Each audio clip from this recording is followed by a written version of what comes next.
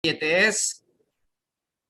At maraming salamat po sa inyong pagdalo mga nandito ngayon sa ating muling pag-aaral na po. Hindi po tayo nagsasawa sa pag-aaral. Everyday nga, sabi nga, meron tayong bagong natututunan na po sa bawat isa.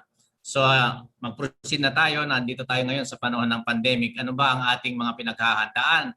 Ano ba ang ating pinagkakabalahan? Ano ba ang ating pinoproblema? Ano ba ang ating mga pinaplano na po? Before that, kailangan natin alamin ang ating background ngayon pagdating sa mga finances. Ano po? Nandito tayo para pag-aralan kung paano natin i-control ang ating mga finances. Ano po? Tingnan natin itong pag-aaral na ginawa ng World Vision. Ano po? Sa survey nila, lumalabas na 24% ang humihiram ngayon sa panahon ng pandemic ng kanilang kabuhay sa mga kakilala nila, mga kaibigan, mga kamag-anak. Ano po? At 24% ang pinagkakasya sa kung ano man ang meron sila ngayon sa kanilang mga mesa, tuwangan ng pandemic. Yung iba walang trabaho, natanggal sa trabaho, walang pinagkakakitaan. At yung iba naman na 9% ay humihiram sa mga lending centers, mga company na nagpapahiram, maaaring SSS, mga Bombay o kaya sa pawn shop, ano po, nagsasanla sila tulad nitong 7% na ito, nagbebenta ng kanilang ari-arian na pinundar po. At makikita natin dito yung mga nagsasave ng 24% na nakapag-save, ano po, 24%. Ang kanilang ginagamit ay ang kanilang mga savings. Dito po makikita natin na hindi po totally kahirapan natin nararanasan ngayon kasi kung meron 24% na nakapag-save, dapat ay magagawa rin natin. Tingnan natin itong 76 na to, medyo hirap na hirap, ano po. Hindi lang siguro, medyo talagang hirap na hirap, ano po. Pero tularan natin kung ano ang ginawa ng 24% na yan, kung hindi pa tayo nagigising sa ating kamalayan kung paano natin i-handle ang ating mga finances. Ano ba ang kanilang ginawa? Makikita natin dito na kadalasan daw sa ating pag-save kasi ang pinag-uusapan natin about savings, ano po, sa ating mga finances. Dito ginagamit natin ang tinatawag nating wrong savings formula. At makikita natin dito na kapag meron daw tayong mga tinatanggap na income, ang kadalasan ay binabawas kaagad natin ang ating mga expenses. Ang ating mga expenses na nalilagyan ko ng pointers, yan.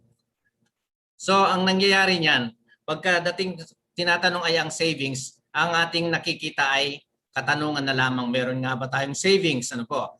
Ang ating nakikita rito kapag ang ating natanggap natin ang ating income, ang ating binabayaran kaagad ay kung ano ang nakalistan, nakadikit sa ating mga refrigerator na bayarin, ano mga bills na nakaabang, ano po. Kasama na diyan ang ating bayarin sa ating mga credit cards at ang iisipin pa natin na pupunta tayo sa mall na wala naman tayong gagawin, pag-charge ng mga loads ng ating mga cellphone ngayon na panahon naman ng pandemic na hindi naman gamitin, kundi ang ginagamit natin ngayon ay ang Wi-Fi. At itong gastusin nito na hindi natin na-avoid, minsan hindi natin naakala na ito pala akala natin maliit lang pero pa-jolly-jollibee, kung minsan nagkakaroon tayo ng happy-happy sa labas at napapagastos tayo na hindi natin alam. Kapag ganyan po ang nangyayari, kahit tayo hanap buhay ng hanap buhay, ang nangyayari ay nagkakandakuban na tayo, wala tayong naiipon. Yun po.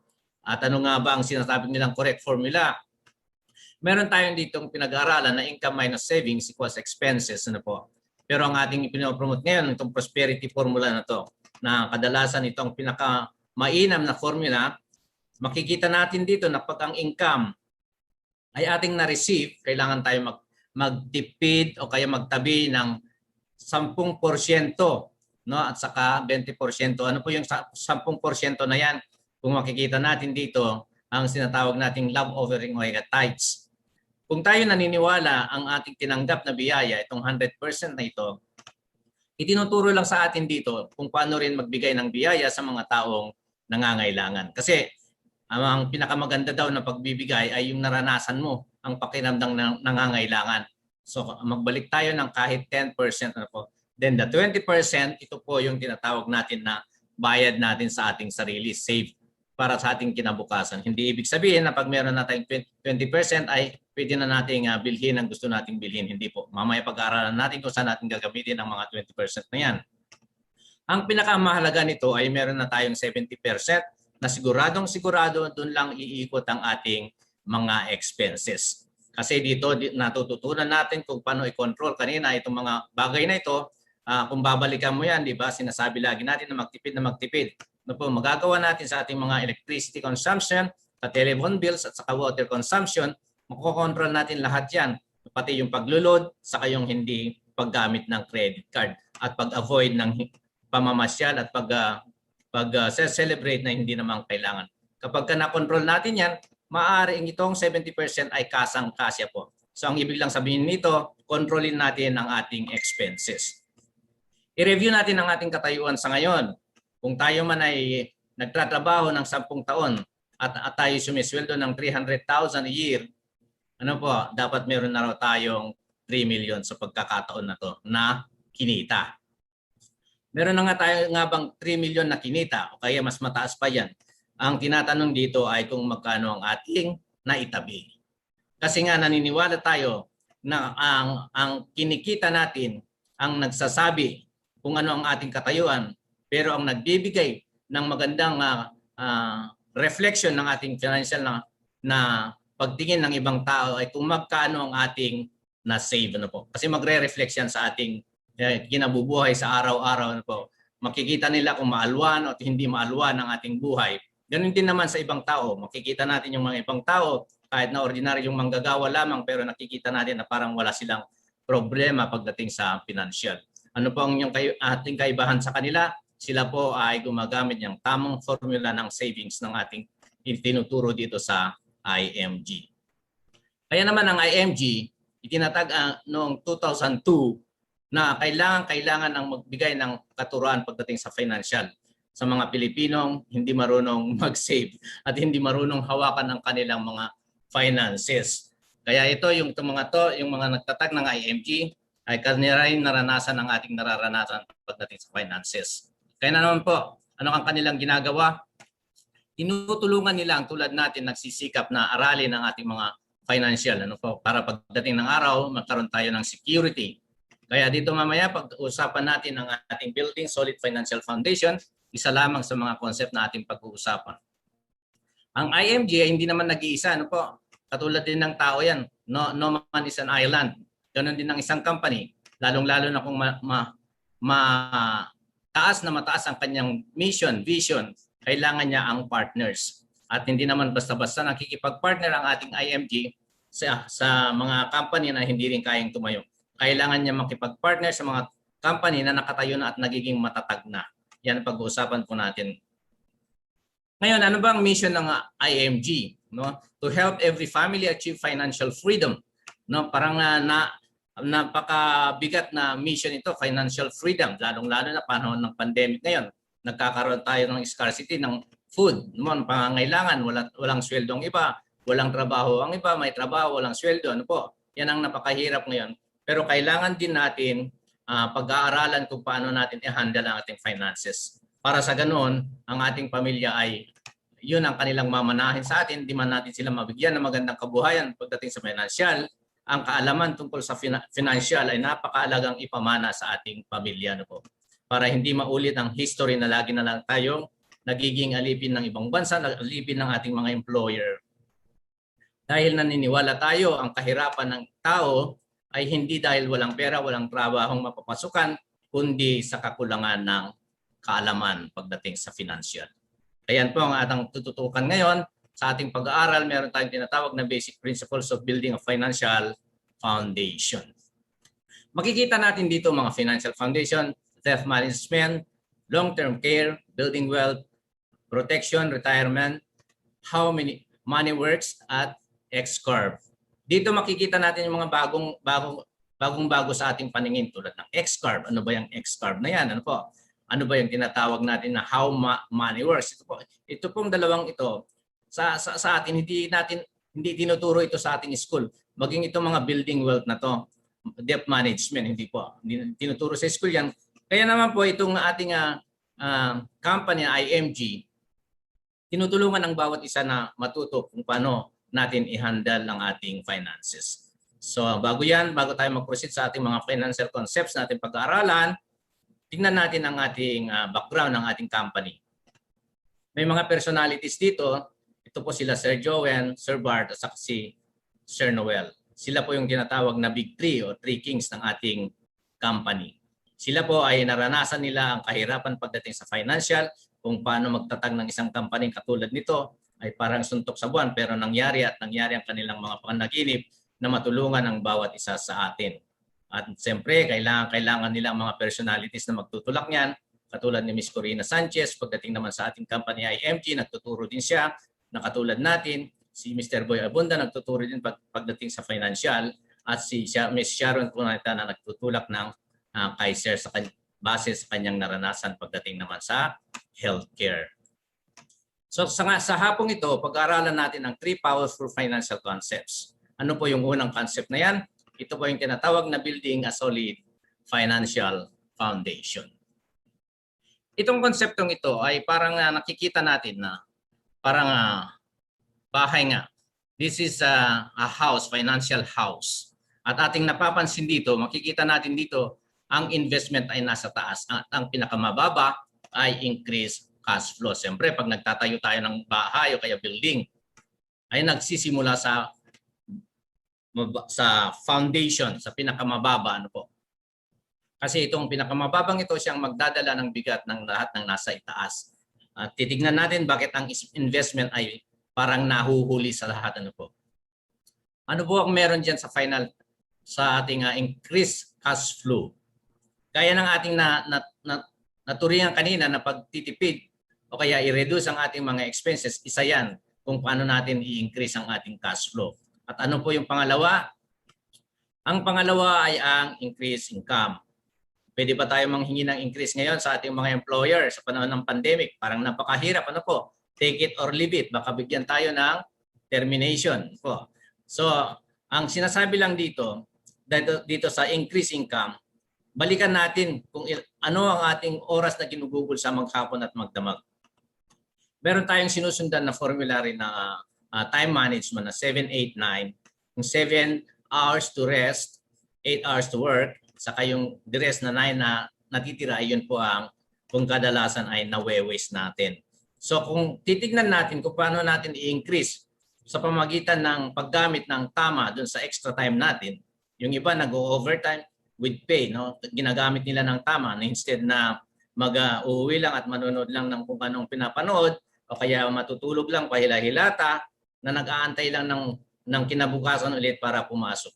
Kung magagamit natin yan sa pamamagitan ng ating mga kaalaman, karunungan, o kung meron pa naman tayong lakas, bata-bata pa naman tayo, kaya nga hindi nakapagtataka, yung iba ay tumatanggap ng extra job sa labas po. Paglabas ng opisina, yung iba dumidiretso sa club, dumidiretso sa mga salon, dumidiretso sa services na kailangan ng ibang tao para lang maglingkod, ano po, kapalit ng kita. Ano po. So from that, ma-increase natin ang ating income. Pag-increase ng ating income at reduce ang ating expenses, ay lalaki ang ating cash flow. Ano lang pong ibig sabihin ng ang increase income na to? Is time management. Ano po? Dapat po ay gamitin natin ng tama, katulad ng sinabi, time is gold, ano po, para magkaroon tayo ng mas malaking cash flow. So kapag naitatag na natin ang ating malaking foundation, pagdating ng increased cash flow, meron tayong mga extra money na hindi lang tayo umaasa sa sweldong tatanggapin natin monthly, meron pa tayong natatabing money na pwede natin gamitin sa iba pang pangangailangan. Katulad ng healthcare. Pagdating naman sa healthcare, ano naman kinalaman sa atin? Ano po? Lalong-lalo na kung bata-bata ka pa, sasabihin natin, malusog naman ako, malakas pa ako. Ano ba ang kinalaman ng healthcare sa atin? Titignan natin ano ba ang kinalaman nga ng healthcare sa ating mga buhay, lalong-lalo na kung tayo ang breadwinner at kumikita, tinatawag na money machine. Sa Pilipinas, kadalasan sa pag-aaral ay maraming namamatay sa sakit. Ano po? Hindi dahil walang doktor, walang gamot o kaya walang hospital. Ang masaklap ay walang pambili, walang pambayad, walang pera in short na pambayad ng gamot, ng doktor, ng pang-hospital. Titingnan natin ang kaibahan ng merong healthcare at walang healthcare. So obviously, siyempre, dito, pag tayo po ay walang healthcare at naranasan natin yan, ako personally, naranasan ko rin yan, at meron naman tayong mga pamilyang inaalagaan na naho-hospital at saka nakita natin na napakasaklap po. Bata ka pa, nag-aalaga ka na ng may sakit. Ano po? Na sa hospital pa magdadala ka ng baon, magdadala ka ng pangangailangan, matutulog ka sa tabi-tabi lang diyan dito sa charity na yan, ano, kumisan kung may bakanting kama, matutulog ka sa kabilang kama, kaya makikitabi ka na lang dyan. At mararamdaman mo na parang napakahirap gumaling kapag ganitong ating sitwasyon. Pero titignan natin itong dalawang to. Makikita mo na ito yung mga taong may mga pambayad, ano po. Hindi lang dahil mayaman, ano po. Pagdating sa mga ordinaryong taong katulad natin, siyempre, ang inaasahan natin ng ang ating healthcare provider, ano po. Ito po ang pinipicture out ng isang taong nakapili ng isang tamang healthcare, ano po. Sa panahon ngayon, na lalo na sa COVID, ano po, napakahirap kumuha ng kwarto pag wala kang pera. Kung may pera ka man ngayon, lalong-lalo panahon, ano, napakahirap din. Pero kung talagang may pera ka, handa kang magbayad, ay meron ka talagang mapupuntahang magandang kwarto. Tingnan mo yan, no? Private. Ano po, solong-solo, semi-private. Although may katabi ka, pero maayos at malinis. At saka feeling good ka dyan. Hindi katulad dito na talagang hindi mo mararamdaman ang paggaling mo. Ano po? Yan po ang kaibahan ng walang healthcare at may healthcare.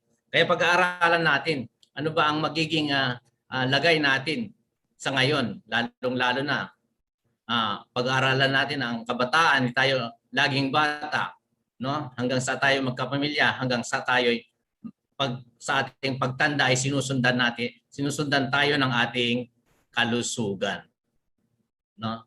Ngayong bata ka pa, may lumapit sa iyo magbigay ng mag-offer sa iyo ng healthcare. Anong kadalasan sinasabi natin?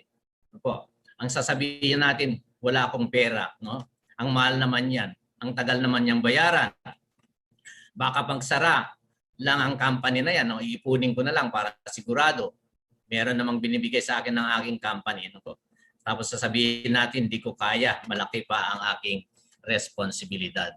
Yan lagi ang ating ikinakatwiran, ano po. Hindi natin inaalam kung anong ating mga kinabukasan. Katulad nga ng sinasabi natin, ang sakit ay para ring magnanakaw yan, hindi nagpapaalam kung minsan, no? Darating na lang na hindi natin inaasahan. Kaya naman, meron tayong isang katanungan na sagot diyan sa isang katanungan na yan, paano kung magkasakit ka, kanino ka aasa? Yan. Paano kung di sapat ang ipon mo? Paano kung walang tutulong sa iyo? Plano mo ba maging pabigat sa iyong pamilya? Paano kung bigla kang nawalan ng trabaho, no? Ngayon, panahon ng pandemic, usong-uso yan. Paano kung may mga dependents ka, may mga anak ka na? Hindi katulad nung nag-iisa ka, sarili mo lang ang iniisip mo, pero ngayon meron ka ng pamilya, meron ka ng umaasa sa iyo. Kasi pagka meron ka ng pamilya, pag nagkasakit ka, ang buong pamilya ay nagkakasakit na rin. Di ba parang kailan lang sinasabi dito na tayo nagdidiwang dahil bigla tayong dinapuan ng sakit at nawaldas natin sa ating pagdidiwang ang ating mga yaman, hindi natin napag-ingatan, hindi tayo handang kumuha ng healthcare. Paano yan? Ano po? At sinasabi rin dito, paano kung nawala ka na, ano po? Yung namatay ka na, nawala ka sa mundong ito, wala nang magpo-provide sa pamilya mo. Naisip mo ba kung sino magbabalikat sa mga responsibilidad na maaari mong iwanan? Yan ang mabigat na katanungan. Kaya naman po, hindi nagpapabaya ang ating company, IMG, nagpo-provide siya ng maaaring magandang solusyon sa mga problemang yan. Lalong-lalo na kung ating ang hinahanap ay healthcare. At meron siyang binibigay sa atin na isang provider, itong Kaiser International, ito yung pinopromote ni Ms. Sharon Cuneta. Ano po? At titignan natin ano ba nga ba yung Kaiser International yan. Ano ba ang kanyang pwedeng bahagi sa atin o kaya maihandog sa buhay natin bilang isang nag-aaral tungkol sa healthcare. Ano po? Ang sinasabi lang dito, kapag tayo po ay naghahanap ng healthcare na meron naman sa Kaiser, titignan natin, tatanong natin dun sa nag-aalok kung meron siyang short-term, long-term, investment at saka insurance. Yung 4 na corners po yon ang ating itatanong kung meron sila. At kung meron yan sa labas, maliban sa Kaiser, ay yun ang ating kukunin. Ano nga bang inaalok ng Kaiser? Ano ba nga bang ang meron ng Kaiser na pwede nating pag-aaralan sa hapong ito? Tingnan natin itong kanyang isang halimbawa. Sa Kaiser kasi may mga plans na pwede niyang i-alok sa atin from age 10 to 60. Ang isang halimbawang pinag-aaralan natin ngayon ay ito K100. Itong K100 ay nasa lahat ng edad po from age 10 to 60 po. Kaya itong ating halimbawa ngayon, kung meron tayong plan na K100, ibig sabihin lang yung K100 niya yan, K1000 ang ating policy. Ang long term natin is 100,000 po. Ayan. Titignan natin, ang ating membership fee dito sa isang taon ay 58,821 at ang kabuuan ay 411,750. Paano po nangyari yon? Kasi po ang ating Kaiser, Ultimate Kaiser na po, ang ating pinag-aaralan ngayon ay mayroon tayong tinatawag na 7 plus 13. 7 years to pay, then dun sa extended period, dito po umaandar ang ating investment. Ano po? Pagdating ng 20th year, doon po tayo kukubra. Andito na ang ating maturity after 20 years. Then ano naman po mangyayari sa aking period ng aking pagbabayad? Pag nabayaran po natin ng isang taon, pwede na tayong meron tayong hospitalization dito. Sa halimbawang ito, meron tayong 60,000 every year na pwede natin gamitin sa ating medicine at saka 1,000 para naman sa ating kwarto. Ano po. Yan, buong 7 years po yan. Paano kung ang nangyari sa atin dito? Sa gitna at hindi natin natapos yung 7 years, tayo ay nawala as a policy holder. Ano mangyayari? Iwe-waive po ng Kaiser ang ating mga bayaran na at hindi na kailangan pang ipasa yung utang natin sa ating mga beneficiaries. Yun po ang kagandahan nito. At ano mangyayari after 7 years? Kapag hindi naman natin nagamit, maaaring babalik sa atin ng 80 to 85% ng total na binayaran natin ng 7 years. Kapag susumahin natin yan, ang mangyayari niyan, ang lalabas lang na binayaran natin ay 60,000. Ano po? Ayan po. So napakaginhawa po. Pagdating ng 8 years, siyempre enjoy na tayo rito. Wala na tayong alalahanin. Ano po? Ingangatan lang natin ang ating katawan. Ang ibibigay sa atin dito ay meron tayong 10,000 yearly. Ano po? Kapag hindi natin nagamit yan, pagdating ng araw ng maturity ay magkakaroon yan ng accumulated amount. Ano po? Kasi nasa investment siya at in-invest sa isang mutual fund with the interest of minimum of 10%. Yan. So ano mangyayari yan? Meron na tayong 269,750. Maliban pa doon, kapag hindi natin nagamit nga, ay yung 85% ay ibibigay sa atin pagdating ng maturity. In short, pagdating nito na ang accumulation ng ating mga benefits and the total bonuses, ay magkakaroon tayo ng 1.1 million. Hindi natin masyadong i-discuss ito into details kasi meron naman tayong mga susunod na mga seminar para pag-usapan about Kaiser Healthcare. Ang pinag-uusapan lang natin ito ay ang ating pagpili at pag-aalaga ng ating kalusugan habang tayo ay bata pa, habang tayo ay nagtatrabaho pa. Kailangan natin pagkatandaan ang ating healthcare para sa ganoon pagdating ng araw, meron tayong gagamitin lalong-lalo na kung makakakuha tayo ng katulad ng Kaiser. Meron ng healthcare, merong investment at merong insurance. Ano po? Ang sinasabi rin dito, pagdating mo ng 60, sa edad na 22 ka nagsimula, pag hinayaan mo lang na ang iyong na-accumulated na investment dito, pagdating ng 60, yung 1.1 million mo ay magiging 6 million. At kung gano'n, meron ka pa rin malakas-lakas ka pa at hinayaan mo lang yan hanggang sa edad na 65, yung 6 million mo ay magiging 10 million. Of course, in every stages, pwede kang mag-withdraw rito ng 10%. Kasi nga, kung retired ka na yan at wala ka nang pinapasukan, pwede mo yung i-withdraw yung 10% para naman meron kang ikakabuhay. So yung detalye po ng healthcare ay pag-uusapan po yan sa isa pang seminar. Yan. So yung sinasabi dito, sa ganitong pamamaraan, kung meron tayo ditong Kaiser Healthcare at tayo kumuha, ito ang tinatawag na complete financial solution. Bakit complete? Meron na siyang healthcare, meron na siyang life insurance, meron na siyang investment. Emergency fund kasi ito extended sa ating family na pwede nilang gamitin ang access sa mga medical facilities, sa hospital, sa clinic sa pamamagitan ng ating membership. At hindi sila hahanapan ng deposito pag sila ay nangangailangan emergency.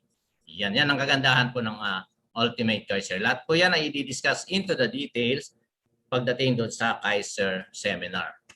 So meron na tayong healthcare. Nakapag-decide na tayo, nakita na natin ang kagandahan ng isang merong healthcare proceed tayo kung ano naman ang magagawa ng life insurance. Bakit nasama siya doon sa baitang ng ating financial foundation? Ang sabi dito, ang purpose daw ng insurance, ano po, ay ito yung parang tinatawag natin na isang bagay na hindi masyadong pinag-uusapan ng seryoso. Minsan natatakot pa nga tayo. Pero kapag pinag-uusapan, pag nakabili ka ng mga bagong properties, ang kailangan ang pumapasok sa isipan natin ay yung kung sakali may nangyari sa ating mga properties, sa ating sasakyan, sa ating condominium, sa ating bagong bahay, ay yung hindi siya masira, hindi siya mawawala at may babalik sa dati sa pamamagitan ng pag-acquire ng insurance. Kailangan natin ang insurance para dyan.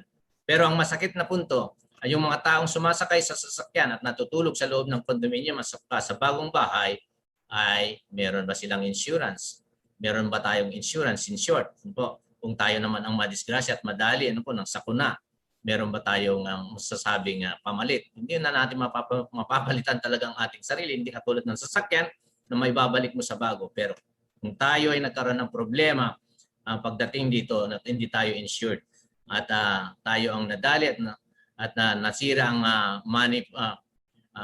breadwinner ng ating tahanan o kaya money machine, provider ng isang pamilya, yun ang magiging problema at balikatin tayo ng ating naiwang pamilya. Kaya nga po, ang mahalaga rito, ang ating sarili ay dapat yan ang ating uunahing magkaroon ng insurance. Ano nga ba ang pamamaraan pag tayo kailangan natin ng insurance? Ang IMG binigyan tayo ng isang pamantayan po, isang halimbawa. Alalahanin natin ang insurance ay hindi para sa atin mga insured kundi para sa ating pamilya. Kaya nga tinawag ang ating insurance ay income replacement. Isang halimbawa, kumikita tayo sa loob ng isang taon. I-multiply natin yan ng 10 beses. Ano ba yung times 10 na yan? Itong times 10 na yan ay isang 10 taon na dapat ang ating pamilya ay mabuhay katulad ng estado ng ating iniwan. Kung may nangyari man sa atin, namatay ang breadwinner, kailangan meron siyang insurance na masasandalan ng kanyang pamilya pag siya po ay wala na. Isang halimbawa rito, sumisweldo tayo ng 20,000, multiply natin by 12, ang ating annual income ay 240,000, tapos i-multiply natin ulit ng 10 beses para naman sa 10 taon na estado ng buhay ng ating pamilya. At nung makukuha natin dito ay 2.4 million na bigay ng insurance. So ito po ang ating batayan. Kung tayo ay nagtatanong kung magkaano ang insurance, kung magkaano dapat ang kukunin nating insurance, ito ang batayan ng ating amount na dapat ay kukunin. Bakit naman 200 million? Anong gagawin ng aking pamilya ng 2.4 million na yan? Napakalaki. Napakalaki nga kung marunong ang ating naiwang sa ating mga pamilya. Ang sinasabi dito, ang itinuturo sa atin, pagdating sa insurance, yung ating mga natanggap at matanggap ng ating mga beneficiary, ang ating pamilya, ang ating asawa, kailangan ay gamitin niya ng tama po yung 2.4 million na yan. Hindi ibig sabihin bibili siya ng bagong sasakyan o kaya magpapatayo siya ng bagong bahay. Ang sinasabi dito ay kailangan niyang i-invest kasi kailangan niyang maibalik yung dating iniwan natin sa kanila na hindi nagbabago ang kanilang estado. So kung in-invest itong 2.4 million na yan at nakahanap ang ating pamilya ng 10% minimum investment interest, ay meron siyang 240,000 na matatanggap annually. So from that, babalik yung monthly income niya na 20,000 na dati nating ibinibigay sa ating family. At yan po ang ating tinatawag na monthly income replacement. So babalik at makakatanggap ang ating pamilya ng 20,000. Yan po ang ibig sabihin ng ating insurance. Income replacement po yan. Hindi po para sa atin yan, para naman pag tayo nawala na breadwinners ng ating pamilya, hindi tayo iiyakan dahil sa hirap na ating ibinigay na responsibilidad sa ating pamilya, kundi naiiyak sila sa tuwa. Dahil na-realize nila na mahal natin ang ating family, ating pinaghandaan sa mga pagkakataon na tayo ay mawala. Ayan. So masaya ang ating pamilyang iiwanan. Ayan po ang kagandaan ng protection. Ngayon punta tayo dito sa pagkakautang. Bakit nasingit ang pagkakautang na yan? Kasi sa lahat ng bahay po, lalong-lalo na sa probinsya, kung nakakita na kayo ng anay, ito po ang tinatawag na anay ng ating building, ng ating financial house. Kapag meron tayong mga pinagkakautangan, ito daw po yung anay na sumisira sa ating financial building. Bakit nagkaganon? Titignan natin, silipin natin sandali kung ano ba nga ba ang epekto ng pagkakautang. Ang isang halimbawang binigay dito ay sinasabi ang pagkakautang ay parang sakit. Ano po? Ngayon, panahon ng sakit, worldwide, pandemic po. So, gawin nating halimbawa itong pandemic na itong COVID. Ano bang nangyayari sa isang tao may COVID? Ano po? Siyempre, bawal lumabas, bawal lumapit, bawal lapitan. Ano po? Ganyan ang mangyayari kapag tayo po ay may pagkakautang. Tayo pa ay parang nakakulong. Ano po? Wala tayong pagkakataong lumabas. Marami tayong iniiwasan natin ang sasabihin ng ibang tao. Ayan, nag-abroad. Pagdating dito, pur na pur. Ano po? Marami pagkakautang. Yan, ang taas-taas ng position na hinahawakan sa kanyang opisina, boss yan sa pamilya, pero pagdating sa finances, ayan, alipin siya ng pagkakautang. Yan pang mangyayari niyan.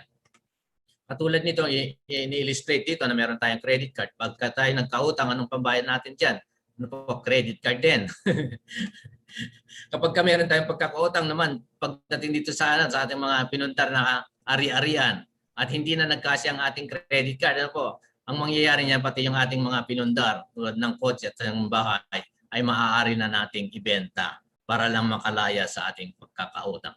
Kaya naman po, simulat sa pool, kanina ay pinag-aaralan natin doon na napakalaga talaga na kailangan lakihan natin ang ating cash flow, yung pinaka-basement ng ating financial foundation. Ano po? At isang pang kailangan baguhin natin ang ating pag-uugali sa pagdating sa pagkakautang. Ano po? Aalisin natin yung lagi na lang tayong umuutang pag mayroon tayong credit card kasi napakasimple lang yan, manipis sa wallet.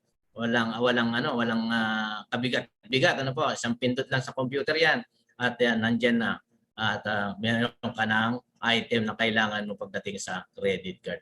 Pero ang mabigat niyan pagdating sa pagbayarin, yung bigat na yon ay napakabigat at hindi natin madadala. Kaya nga po, iwasan natin ang pagkakautang. Dito ang tinuturo para pagdating naman ng araw ay tayo ay makalaya sa pagkakautang. Ito pang siguro ang una nating alisin. Kung tayo nagdadagdag ng cash flow, ito yung bagay na babawasan natin. Po. Kung hindi man natin tuluyang mabawasan, no, kailangan din natin pag-aralan, matanggal na sa ating sistema ang pagkakautang. At pag tayo maging malayang-malaya na, hindi lang ikaw ang natutuwa, matutuwa ang iyong buong pamilya. At tignan natin pagkatapos ng apat na to, yung debt, yung insurance, yung long-term, yung cash flow, papasok naman yung emergency fund.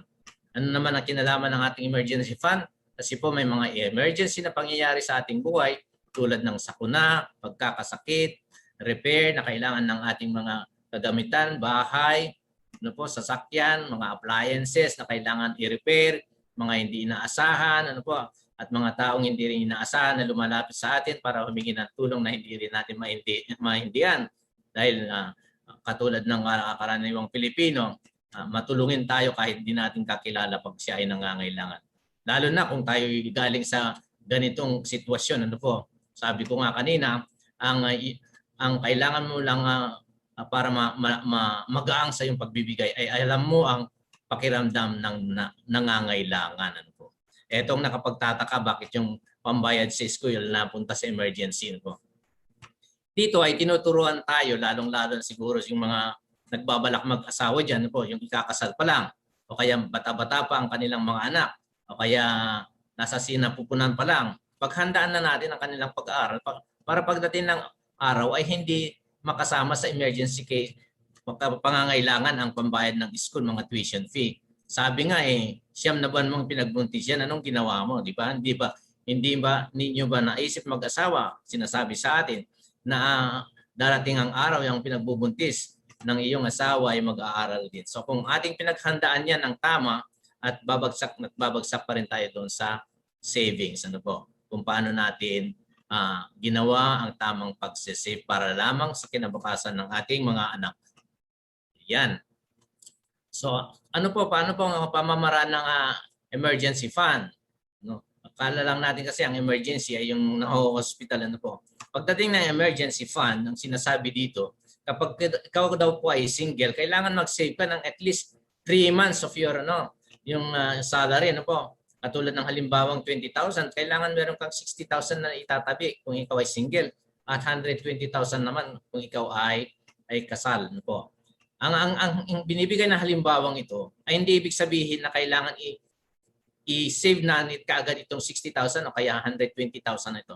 Ang itinuturo sa atin ay magtuto tayong magtabi para sa ating emergency fund. Hindi mo man kailangan ngayon at biglang darating meron tayong huhugutin, ano po. So unti-unti nating ipunin yan hanggang sa makikita natin na meron na tayong 60,000, 120,000, kahit na walang pagkagamitan ay makikita mo na parang kampante ka. Sasabihin mo sa iyong sarili, kahit anong mangyari, may bagyo man o ano, meron akong masasandalan. At ito yung isang bagay na iipunin natin sa bangko na pwede nating kunin kahit anong araw, anong panahon, anong oras, ano po. Kaya nga emergency. At ang sinasabing advice sa atin ay huwag tayo mag-invest ng napakalaki sa bangko. Pag-aaralan natin mamaya yan kung bakit. Ano po. Ayan, kompleto na ang ating Solid Financial Foundation. Nandito na tayo sa investment. Ano naman ang ating gagawin sa investment? Wala naman tayong kamuang-muang. Kaya tayo napunta rito sa IMG marahil ay para inaasahan natin maturuan tayo mag-invest. Totoo po, tuturuan tayo kung paano tayo mag-invest. At yan po ang bubuksan sa atin, kamulatan ng IMG na pwede tayong mag-invest sa mga stocks market, ano po, money markets, ano po, at saka sa mga real estate investment. Ang tinuturo lang dito, paano ba yung tamang pag-invest, ano po.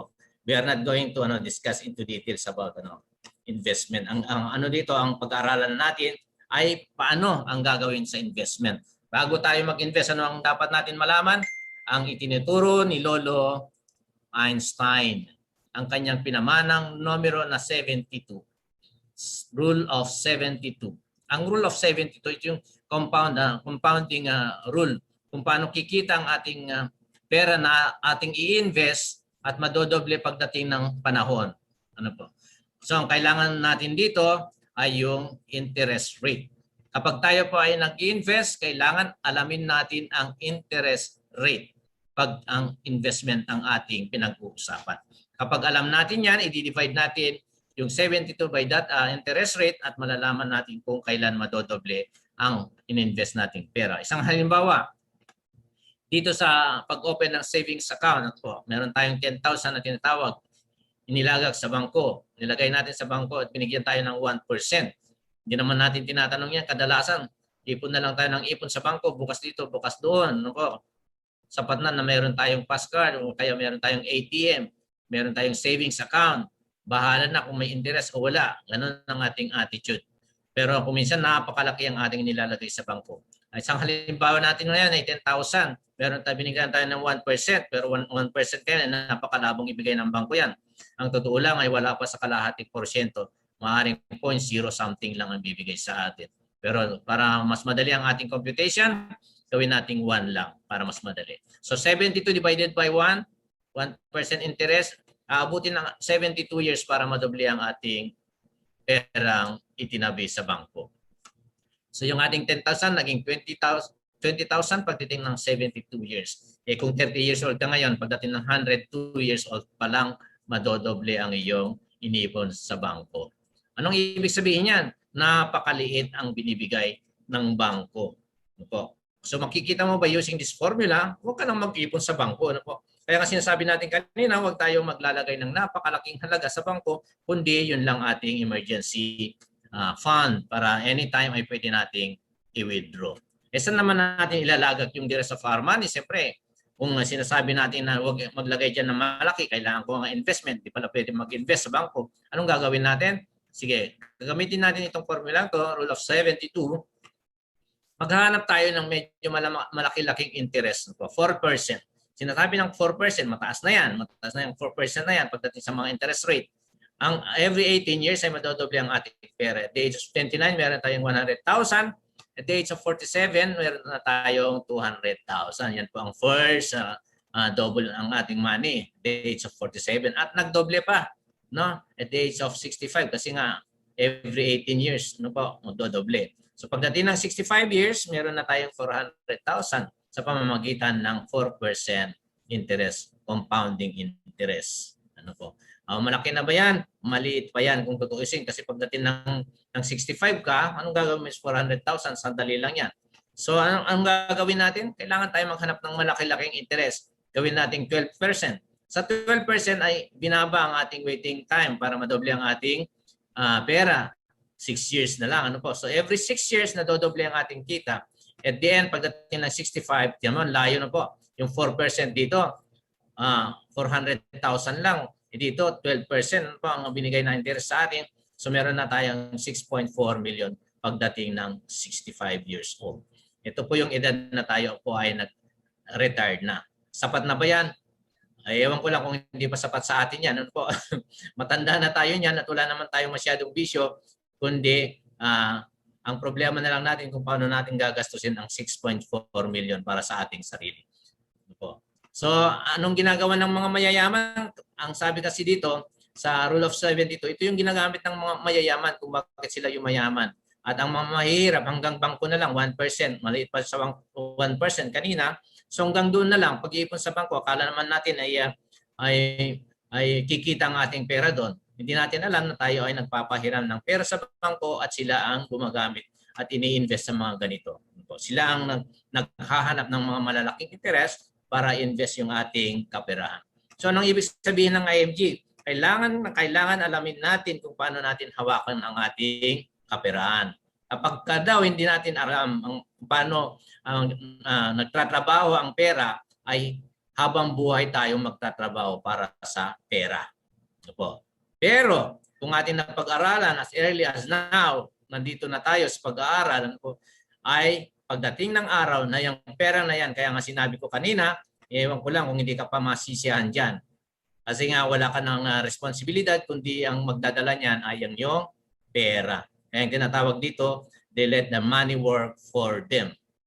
Sana kabilang na tayo rito, naiintindihan na natin kung paano patakbuhin ang ating kaperahan. Pinaghahandaan natin ang ating retirement. Pagdating ng araw, hindi na tayo nagtuturo po rito. Hindi tayo habang buhay nagtuturo rito. Kaya sama-sama natin dalhin ang ating mga pinag-aaralan sa ngayon at i-apply natin. So ano pa yung pangatlong concept? Ayan. Sa ating mga pinag-aaralang tatlong concept na yan ay pare-pares lang ang sinasabi. Nasa presentation po yan para madali nating tandaan. Tandaan natin ang X-curve lagi. Sa X-curve may dalawang linya. Merong pataas at merong pababa. Yung pataas ay yung money line at yung pababa naman ay yung responsibility line. Bakit po ganyan? Lalagay natin sarili dito sa gitna. Ano po? So meron tayong dalawang sitwasyon. Dito yung ating bata-bata pa. Nung paakyat na paakyat ang money line natin, pababa ng pabasa ng ating responsibilidad, tayo naman ay patanda ng patanda. Mapipigil ba nating tumanda? Hindi natin mapipigil yan. Papunta tayo ng forward. Hindi tayo paurong. Ano po? Hindi tayo habang panahon ay bata. So ano ang ibig sabihin yan? Pag tayo ay bata at kumikita, meron tayong tinatawag na active income. Sumisweldo tayo. Ano po? Dito, nagtatrabaho tayo para kumita, para magkaroon tayo ng pera. Pero may mga pangyayari sa ating buhay. Ano po?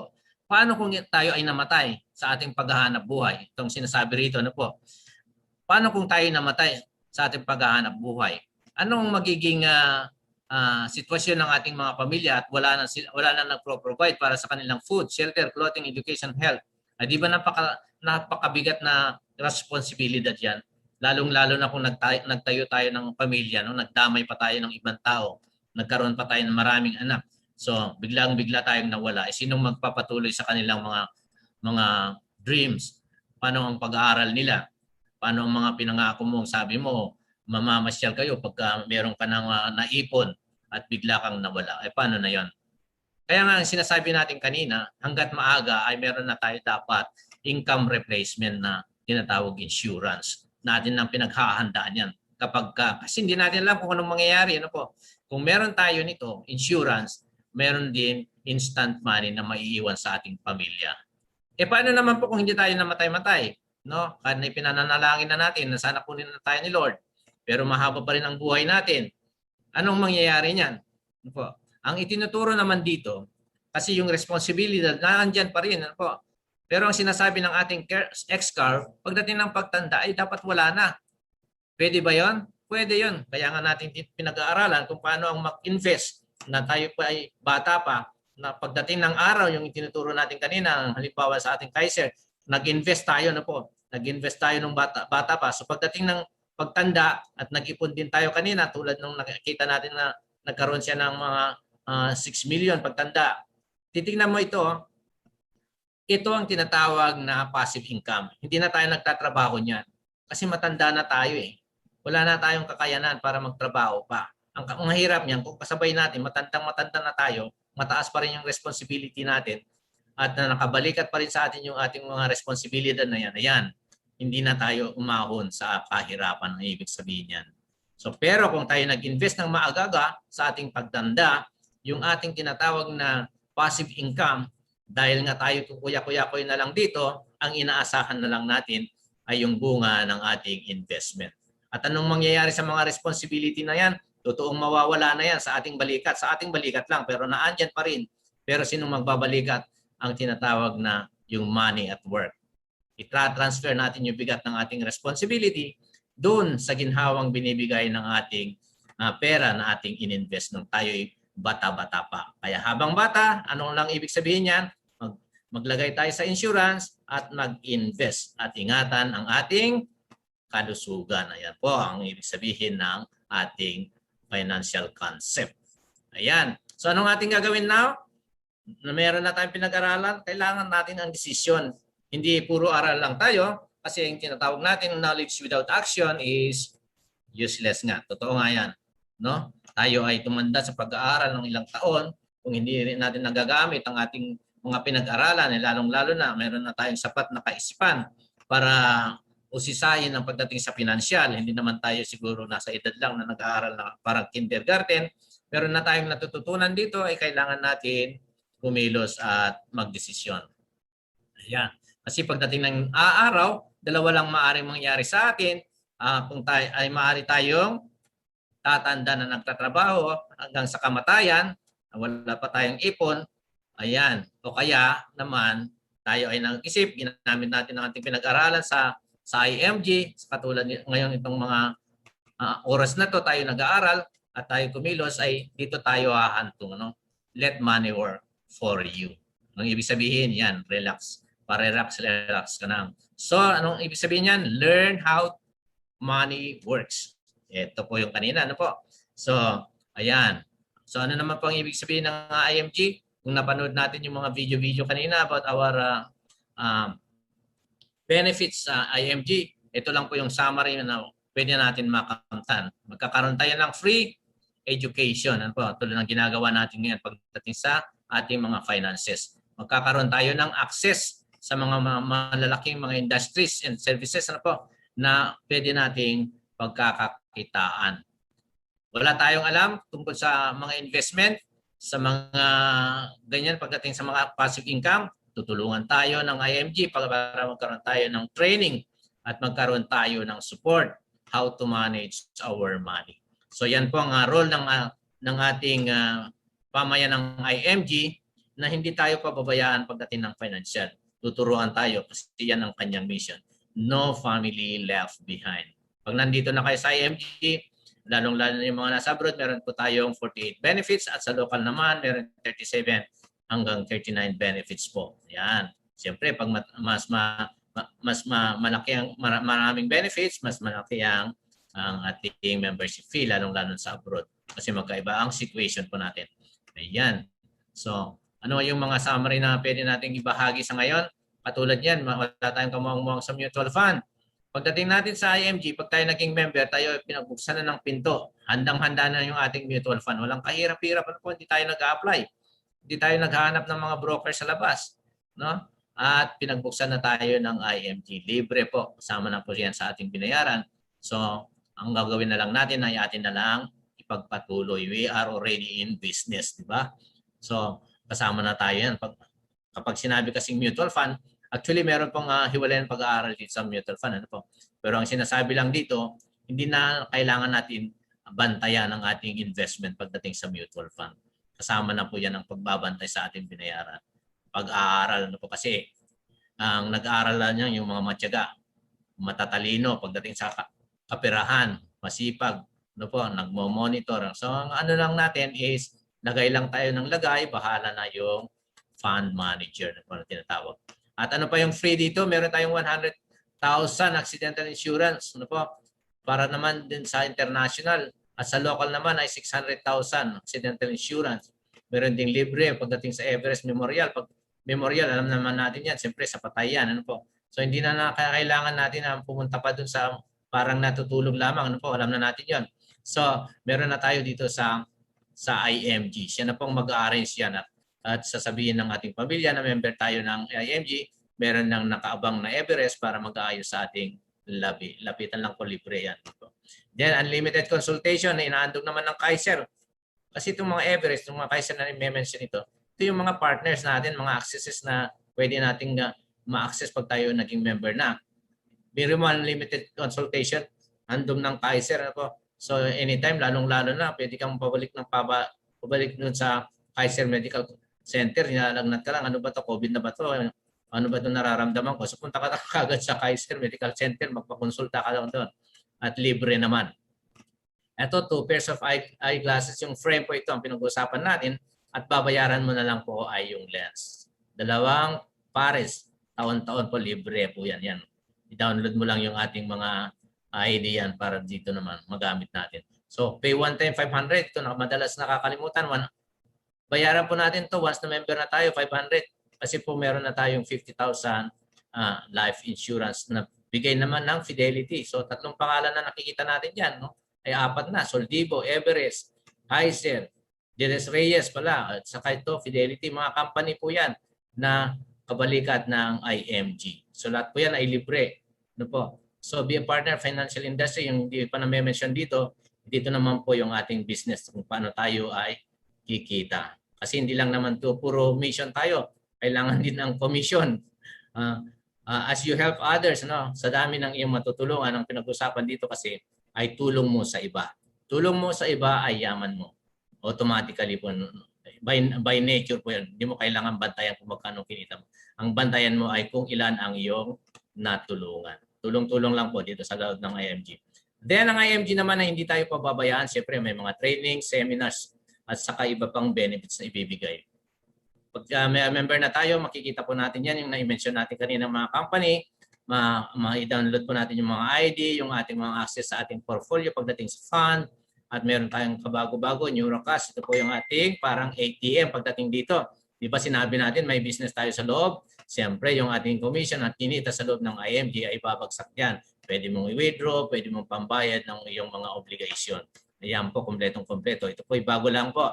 So, maswerte yung mga bagong member at dito kayo titingin. Mamamonitor nyo kung nasaan nyo ang iyong financial status sa loob ng IMG. Dominate Tools, dito naman ito yung digital. Ano po?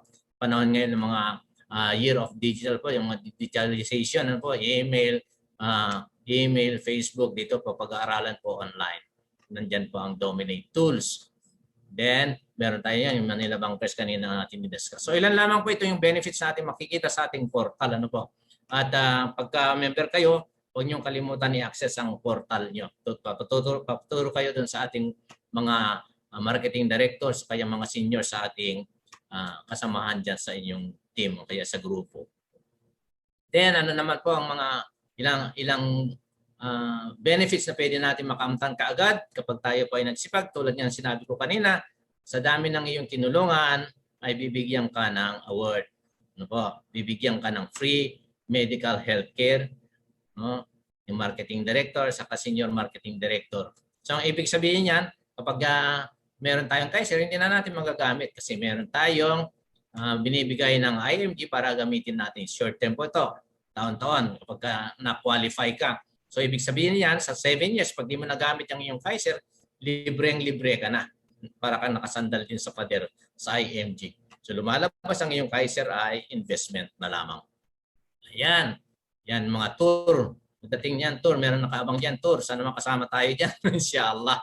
Sa London, 2021, nantay na lang mag-open ng mga borders. Ano po? May mga qualified na dyan. Papunta na. Libre po yan, lahat yan. Baunin mo na lang dyan ay yung mga damit. Ano, bitbitin mo. Ayan. Yung pang-shopping, yun ang baunin mo. Ano? Ayan. Ito, pagdating naman sa ating mga dream car, Last year, nagbigay ng 4 na car ang IMG sa mga members niyang qualified na hindi natin makikita yan sa ibang company. At itong status ring na ito, kapag meron tayong nakikita niyan, titignan nyo lang, titigan nyo kung ano ang bato, ano ang kulay. Ano po? Green ba? Mamula-mula ba? Pink? O dark green? O blue? O kaya yellowish? May mga kasamang ano yan, may kaakibat na amount po yan. Million siyempre, kaya nga tinawag na 100,000 ring, love, and millionaire hall of fame. Ibig sabihin, itong mga nandito ay kumikita na ng million po. Yan, sana nga kasama tayo dyan. Okay, so ito na po yung pamantayan ng ating mga promotion. Pag-aaralan po yan sa fast track po sa susunod na seminar po para makita nyo kung ano yung sinasabi nating marketing director, senior marketing director, CEO, EBC, SEBC. Pag-aaralan po yan sa susunod na seminar. Attend po kayo. Alam po sa araw na ito, meron nagbibigay ng fast track. Ayan. Ito po yung isang halimbawa ng card na pwede natin i-download sa ating portal. Pag kailangan na natin ng pumunta sa Kaiser, i-download nyo po yung health card na bigay ng Kaiser. Ano po? Itong card na ito, i-presenta nyo doon para sa inyong unlimited consultation. Okay, pag tayo bilong na dito, meron na tayong tinatawag na access dito sa mga company na tayo. Ito na po yung ating mga partner. Kaya nga tinawag dito na one-stop shop financial platform. Ano po? Anong bang mga yan? Meron tayo na sa healthcare. Ayan, ng Kaiser, insurance. Yan, meron na tayong bankers, Fidelity na nabanggit na natin, investment, yung Soldivo kanina nabanggit na natin. Kung gusto natin na mag-invest sa ating stocks, kaya sa ibang pamamaraan, nandyan po ang my trade, pwede kang mag-solo kung ayaw mo sa mutual fund. Kaya naman may mutual fund ka na rin, automatic yan eh. Yan. Kung gusto mo mag-aral ng para kang ikaw money manager, punta ka lang dyan sa my trade. Then ito naman sa real estate, kamakailan lang naghandog ang SMDC sa lahat ng member ng IMG na mag-aalok kaya bibili sa SMDC ng condominium, automatic po meron kayong 4%. Yan po ang tinatawag natin na business dito sa loob ng IMG. Ayan. Sipag-sipag lang, kikita tayo at magkakaroon tayo ng laman ng ating Neuracast. General insurance, ito po kung yung mga non-life insurance, meron po tayong access at bibigyan tayo ng malaking discount dahil IMG po tayo. Ito, APS, asset, ito po yung ating pag-aalaga ng ating mga asset. Kung problema tayo kung paano natin papamana, ipahawak natin sa APS through IMAX at sila na po ang bahala po. Ayan, meron tayong discounted na yan kaysa dediretso kayo sa labas. Kasi na AMG, gamitin natin lahat ng ating benefits. Ayan, itong also, hindi pa natin na-mention. Ito po yung sa ating pagpapaganda naman ito. Ano po, meron dyan sa office ng IMG doon sa Makati kanina. No, hindi ko nabanggit pala dyan sa Chino Roses. Yan, kasama po yung ozone dyan. Then RFP. Ito po yung registered financial planner. Meron ngayon ang kasalukuyan nagbibigay ng ating seminar para naman sa assistant financial planner. Magkaroon tayo ng certificate. Gagabayan tayo ng IMG kung paano tayo magkaroon ng certificate at paano tayo ihanda sa isang examination. So mag-member na po yung nangangailangan ng certificate para naman sa associate financial planner ay sa IMG makukuha ng mabilisan na meron tayong pag-aaral tungkol dyan. May seminar po para dyan. Then, and the rest, yan. Benefits po natin yan. Okay, ang sinatawag dito, represent many largest and the most respected companies of the financial industries. Totoo po yan. So, lahat ng member ay meron na tayong access dyan. IMG lang ang katapat niyan. Kaya kapag tinanong kayo, legit pa yung IMG na yan, sabihin mo, punta siya ng SMDC, tanong niyang IMG, sila magsasabi kung legit yan o hindi. Kasi mas paniniwalaan nila kung ibang tao nagsasabi kaysa sa atin po. Magtanong sila dyan sa mga company na yan, ano ba yung IMG na yan? Partner nyo ba talaga yan? Automatically maniniwala na sila yan. So no need to magbigay ng mga proof dyan ng SEC, kung ano pa man na registration number. Banggitin lang po ninyo yan, doon sila magtanong. Okay, ayan. So anong ibig sabihin? Do it yourself. Nakikita natin dito na your future is in your hands. Sinasabi dito, lalong-lalo na yung mga naka-attend ngayon, understand how money works, make money work for you. So anong ibig sabihin niyan? Take action, build your future now. Then abutin natin ang ating mga pangarap. When a million things can bring you down, find reason to keep you up. So wag mong pansinin yung mga naririnig mo na sumisira ng iyong kalooban para pagpatuloy mo ang iyong dreams. Hanggat nandiyan ang IMG, pagpatuloy mo yan. At tayo ay gagabayan. So anong ibig sabihin niyan? WUS na tayo. All team, one dream, one system, one mission, one heart. Maraming salamat po. O ayan. Ayan, bigyan po natin ang ating virtual clap at ang ating kapuso, ang ating speaker po for this afternoon. Thank you, Tito MD. Ayan, kahit maraming nalalaglag dahil daw po sa pangit na connection sa Pilipinas, na wala yata si Ma'am Roda at saka yung isang guest ni Ma'am Rizel. Kadalasan yan ang nagiging dahilan po, Tita. Okay, so baka may mga question po tayo. Kanina meron din si Sir nawala din. How about po si Sir Arman? Hi Sir Arman, kumusta po? Baka po may katanungan ka Sir Arman?